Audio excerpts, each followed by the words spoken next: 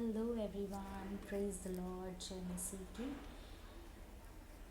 लूका उसके 22 अध्याय के 31 और 32 वचन के अनुसार प्रभु यीशु मसीहा वहाँ पर पतरस और चेलों से कह रहे हैं, विशेषकर पतरस से कह रहे हैं कि शैतान ने मुझसे तुम लोगों को मांग लिया है कि वो तुम लोगों को गेहूं के नाई फटके, लेकिन मैंने तुम्हारे लिए प्रार्थना किया है कि तुम्हारा विश्वास जाता न रहे, तुम दृढ़ रहो। और जब तुम दृढ़ रहोगे और उन परिस्थितियों से बाहर निकलोगे, जब तुम विजयी हो जाओगे और अपने विश्वास में बने रहोगे, तब जाकर अपने भाइयों को भी स्थिर करना, उनको भी ढाढ़स दे बंधाना, उनको भी हिम्मत बढ़ाना। हालेलुया। तो परमेश्वर के वचन के द्वारा मैं वही करना चाहती हूँ। सचमुच एक गेहूं के नाई फटके जाने की परिस्थिति से मैं गुज़र के आई हूँ, लेकिन मैं विश्वास करती हूँ कि मेरे परमेश्वर ने मेरे विश्वास को स्थिर रखा है। और अब मैं चाहती हूँ कि वचनों के द्वारा मैं उनको स्थिर करूँ जिनको ज़रूरत है इस वक्त हिम्मत की। मैं आपको एक बात बता दूँ, मेरे ज़िंदगी के अनुभवों से मैंने अच्छी तरह से सीख लिया है कि कोई मनुष्य हमको मदद करे या ना करे, हमसे अच्छा व्यवहार करे या ना करे, हमसे बात करे या ना करे, हमारी सुने या ना सुने, हमें रास्ता दिखाए या ना दिखाए, परमेश्वर का वचन और प्रभु यीशु मसीह जो पवित्र आत्मा के रूप में आज हमारे अंदर मौजूद है ना, वो हमारे लिए काफ़ी है। We don't need anything else. हालेलुया। सब अच्छा है, फेलोशिप अच्छी है, हर चीज़ अच्छी है, हर चीज़ करनी है, परंतु जब समय आने पर ये वचन और तुम्हारे अंदर जो पवित्र आत्मा है, उसका डायरेक्शन, उसकी गाइडेंस ही तुम्हारे जीवन को स्थिर कर पाएगी। इसीलिए मैं वचनों से ही आप लोगों को प्रोत्साहित करना चाहती हूँ। और मैं चाहती हूँ जो कोई भी इस वक्त गेहूं के समान फटके जाने की परिस्थितियों में है, मैं आप लोगों से नम्र उसको रिक्वेस्ट करूँगी कि वचन में आ जाओ। वही उसी में हमारा सामर्थ्य है। हालेलुया।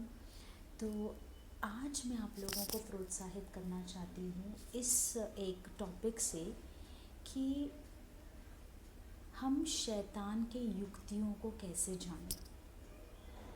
ओके, क्योंकि इफिसियों उसके 6 अध्याय उसके 11वें वचन में बहुत ही क्लियरली लिखा गया है, परमेश्वर के सारे हथियार बांध लो, सारे हथियार।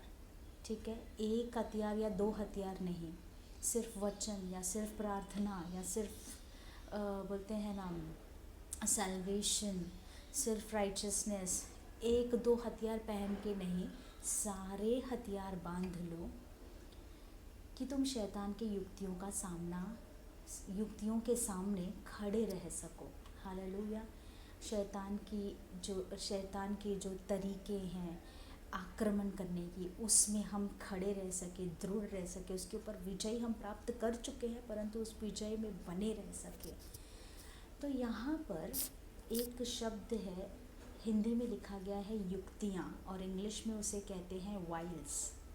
Okay, wiles of the enemy. शैतान के युक्तियों से हमें अनजान नहीं रहना है। तो एक्चुअली हिंदी में देखा जाए तो युक्तियों लिखा गया है, जो बहुवचन है, प्लूरल है, वाइल्स लिखा गया है, परंतु यूनानी भाषा जो नए नियम को लिखा गया जो भाषा है, उस यूनानी भाषा के अनुसार ये जो शब्द है युक्तियों या फिर वाइल्स, यूनानी भाषा में इस शब्द का सही शब्द है मेथोडोस, METHODOS, मेथोडोस। ठीक है, और अगर उस शब्द का हम अर्थ देखेंगे तो उस शब्द का मतलब है एक ही रास्ता, one way, with one way. ठीक है, अर्थात शैतान जो है उसका एक ही रास्ता है, उसकी एक ही युक्ति है, एक ही तरीका है। प्लीज़ बिल्कुल भी इस भ्रम में मत रहना कि शैतान बहुत ज़्यादा चालाक है, उसके पास बहुत सारी युक्तियाँ हैं, उसके पास बहुत सारे हथियार हैं, वो बहुत ही सामर्थी है और हम उसको समझ नहीं पाएंगे, हमको बहुत उसके बारे में जानकारी प्राप्त करने की ज़रूरत है। बिल्कुल भी नहीं है। अगर सही ट्रांसलेशन में अगर आप देखोगे, सही अनुवाद में आप देखोगे, वहाँ लिखा गया शैतान एक ही रास्ता पकड़ के चलता है, क्योंकि उसके पास बहुत सारे रास्ते नहीं हैं। हालेलुया। तो ये एक रास्ता जो है वो कहाँ पर जाता है, कैसे वो आक्रमण करता है।